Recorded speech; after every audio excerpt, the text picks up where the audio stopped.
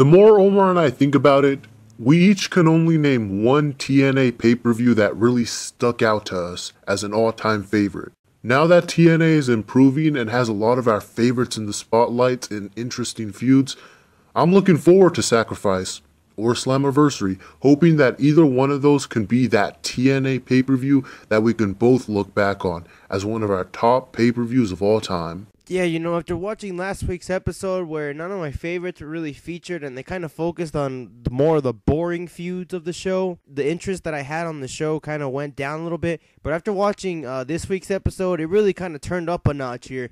And just like you said, this year might be the year that they give us that pay-per-view that started the turnaround. It could have been Lockdown, but they kind of threw together a bunch of shit at the last second and, typical Russo stuff. But I don't know. I think this is the year that we're either going to say that pay-per-view was either A, the turnaround of TNA where they can be competitive again, or the downfall of TNA. One of the matches we got tonight that we were hoping would be saved for the pay-per-view was the Beautiful People versus Madison Rayne and My Santana Garrett.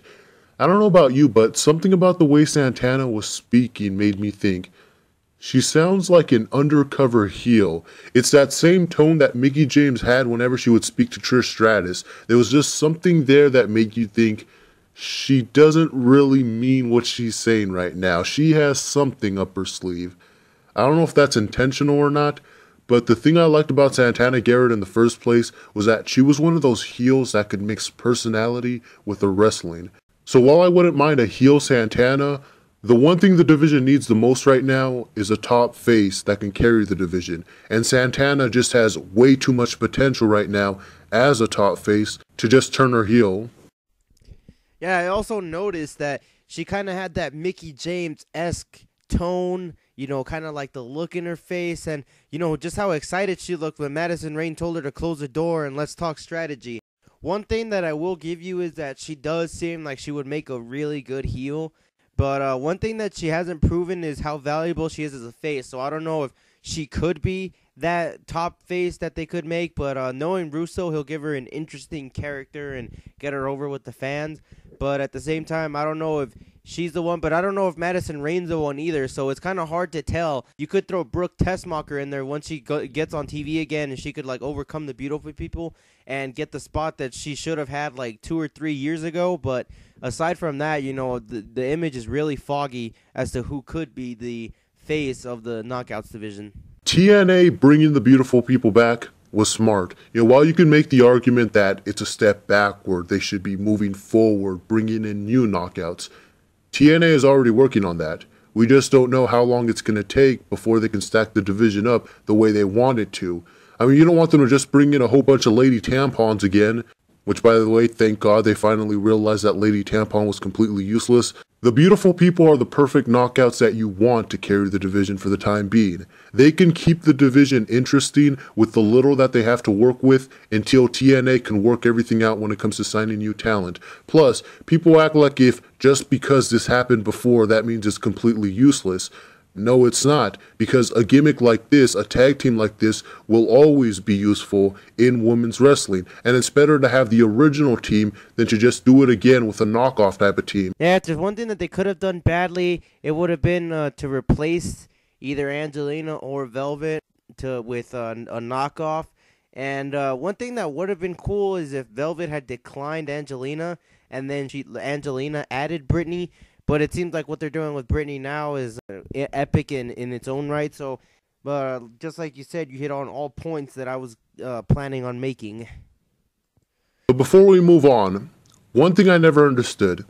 It seems like TNA has always tried to push Angelina and Madison more than they've pushed Velvet. Even though during her singles run, Velvet proved to be more valuable than Angelina and Madison ever were on their own. And that's despite the fact that Velvet was overshadowed by Phil Kim at every turn. She still turned out to be the most profitable, over, and valuable face the division has ever had. While Angelina may have been the leader of the Beautiful People, she didn't work out as well as a singles wrestler the way that Velvet did. And you can throw in whatever argument you want about talent or it being just because she's hot. But if that were the case, How come Brooke wasn't as big or as over as Velvet was? How come Dixie Carter decided to bring Velvet back after she left the company but didn't bother to bring Angelina back? So as we're sitting here talking about how there aren't that many knockouts that we can see being the legit #1 face of the division, people overlook just how valuable Velvet was in that spot. And that's one of the reasons why I still don't understand why they're pushing Angelina more than Velvet, despite the fact that Velvet has already been proven to be more valuable. Another match me and MT Ho were hoping till sacrifice was Mr. Kennedy versus Samuel Shaw. This was pretty much a pay-per-view on a free show. You know, we like that about Russo, but it's also one of the most frustrating things you get from Russo, because he builds something up great for one night, and then instead of following it up the next week, he just closes the book on it that same week. So it's just one of the more frustrating things about Russo writing. But we can't complain because he gives us these great quality shows. A straitjacket match. And what I thought was they were both going to be in a straitjacket and trying to pin each other. And then I realized how stupid that sounded. But it turned out that the actual match was even more stupid. And of course, it's Russo. You're going to have this stupid gimmick match. But I'm happy to see Samuel Shaw gets the clean win. Now maybe this feud is over.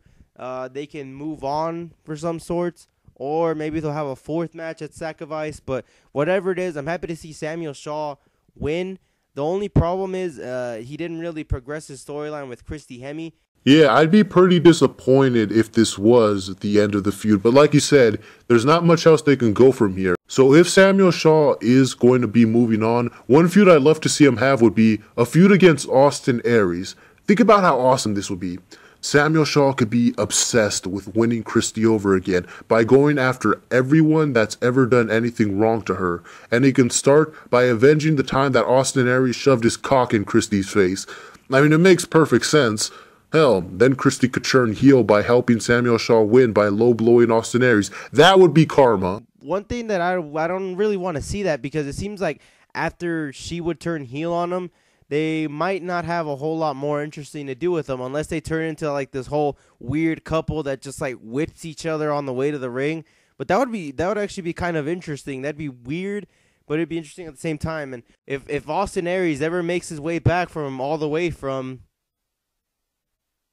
it's Austin Aries. If he ever comes back from there, you know, we haven't seen Austin Aries since, you know, lockdown, and that's good. That's one of the problems I've had with TNA since then, is that Austin Aries hasn't really been featured, even though that he's probably one of the better characters that they have. So the one thing that I really liked about this episode is the way that it was organized. I mean, you had one of the least compelling storylines, at least in my opinion, between Bobby Roode and Bully Gay kick off the show. And one thing I didn't like is that it included EC3 and Willow. That one doesn't really draw my attention too much either, because I don't really want them to feud.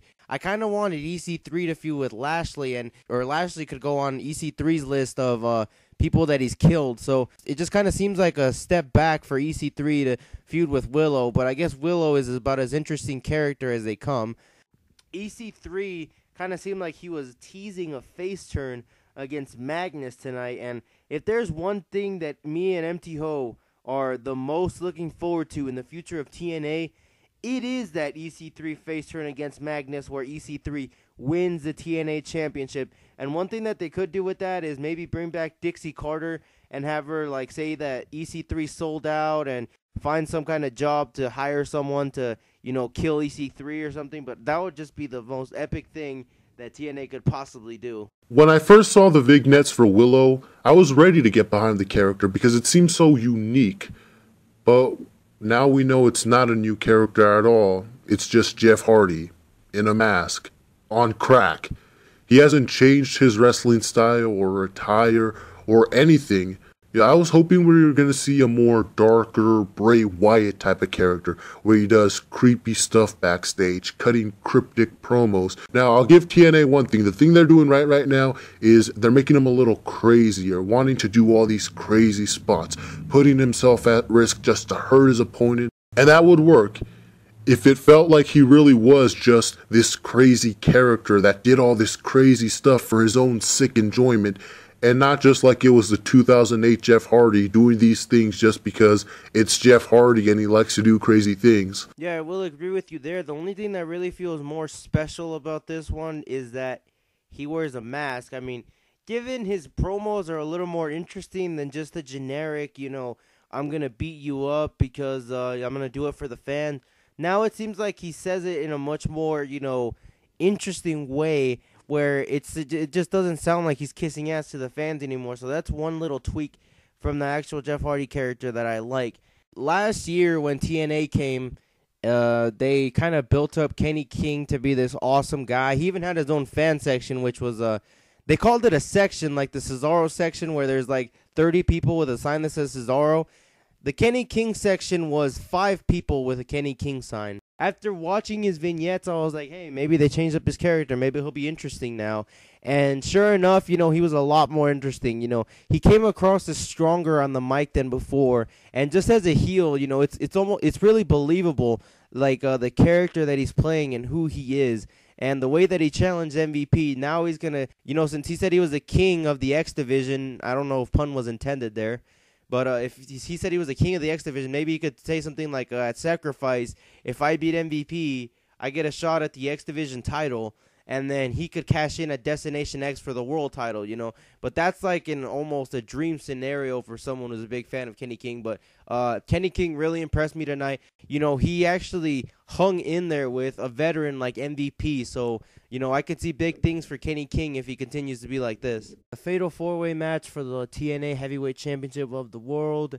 There was almost a ref bump in this match. They teased a ref bump, as if there needs to be a ref bump in a fatal 4-way match. Just let that sink in.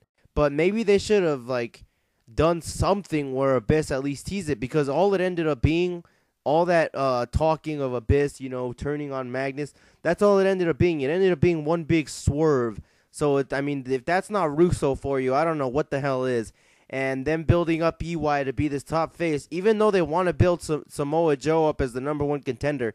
Like, it seems like Samoa Joe was a heel here. It seems like the only face in this match was EY, and for some instances, you could say Abyss. So, I don't know. The whole format of the match was kind of weird. It kind of had that weird feel to it. But I don't hate Magnus. It's just, I'm just kind of tired of him being champion. So, maybe that's what heel champions are in reality eras. Maybe you just get tired of them, so you have to boo them, and then you just cheer anybody who wins them, and that's what the babyface is in the reality era. This has been the MTOMR Reviews, saying yada, yada, yada, blah, blah, blah. We are wrestling.